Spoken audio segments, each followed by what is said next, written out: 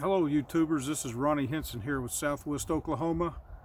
Got a tip for you on a bass tracker. If you guys have got one of the bass trackers, the aluminum bass boats, and you're going to upgrade your electronics to a bigger, heavier electronic, you definitely probably want to go to do this trick right here. First of all, you can see up front right here, I've got a ram mount 1.5. It is the composite ram mount. And I have a Hooks 2.7. It was real heavy, and as you well know that on a bass tracker, the console up there is made out of plastic. It's a piece of plastic, and it's really flimsy. So originally I put a piece of aluminum plate on there trying to reinforce it, but the problem was it's only got two screws, 2 point of contacts, and when I mounted the ram mount and the Hooks 2.7, it was just too wobbly, and it cracked the plastic console.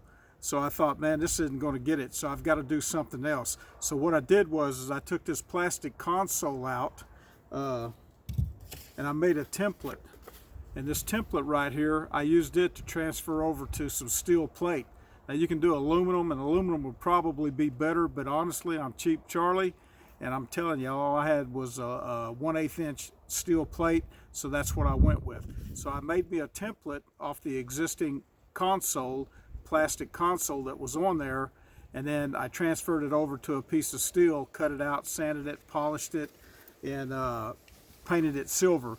Now you can paint it any color you want. You can paint it gold to match the console, or you can paint it black. But I decided I was going to paint it silver because my boat's aluminum, and it's got gray carpet, and this particular color right here, this silver, looked really good, so I went ahead and went with the silver.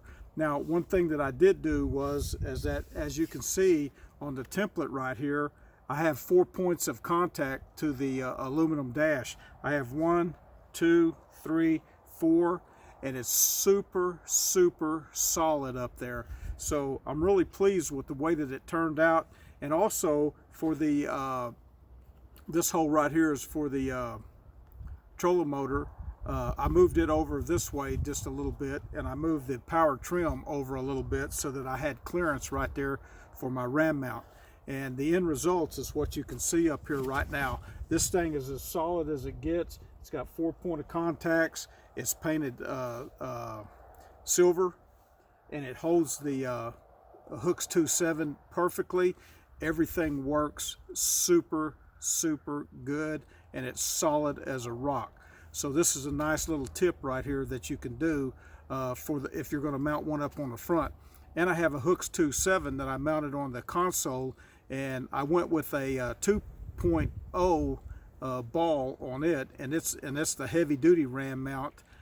Probably a little overkill for it, but I'm going to show that to you and show you how I put a plate under